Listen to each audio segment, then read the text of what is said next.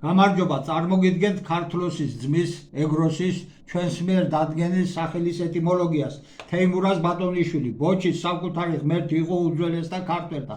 ბოჩისას იტყოდნენ ამას, ესხნეს შვიდნი ხელნი, რომლითაცა ხელმწიფებდა თითოეულითა ხელითა, თითოეულთა უმაღლესთა მათ ყოველთა სხვათა მწვერვალთაგან, შვიდთა მწვერვალთა კავკასიისათა და თითოეულსა ხელსა მისა აქვთ თვითო ფერი ხელმწიფება მოფენად, სარგებლობისა, წყალობისა, გინდა რისხვისა.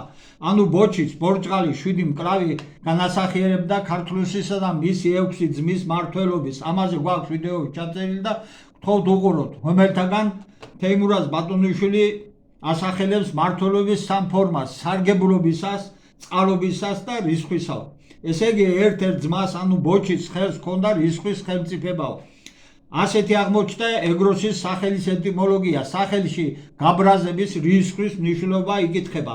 ეგრ ძველი ვერსული ენიდან შუა ინგლისურიდან მგზნებარე ძრავი ზედსართავი სახელი, ძალადობრივი, დაუნდობელი, გაბრაზებული, მრისხანე, ძლევამოსილი, იშვიათად მონდომებული მზად.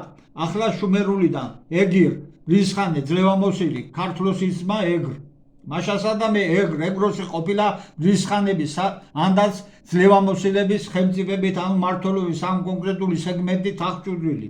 თუ მას მიუსადაგებ თანამედროვე მმართველობის ფორმას, ეგროსი ძალოვანი სტრუქტურებისა და სასამართლო ხელისუფლების სინთეზის ერთგვარი ხელმძღვანელი, უმაღლესი პირი ყოფილა. შემდეგ ვიდეოში ვისაუბრეთ კავკასიის სახელის ეტიმოლოგიაზე. ეგროსის სახელის ეტიმოლოგიის შესახებ სრულ განმარტებას იხილავთ წელ ვიდეოში და პოსტში. გადავიდეთ ჩვენს YouTube არხზე, უყურეთ ამ და სხვა ვიდეოებს, გამოიწერეთ არხი, მოგწერეთ კომენტარები და შეკითხვები. მადლობა.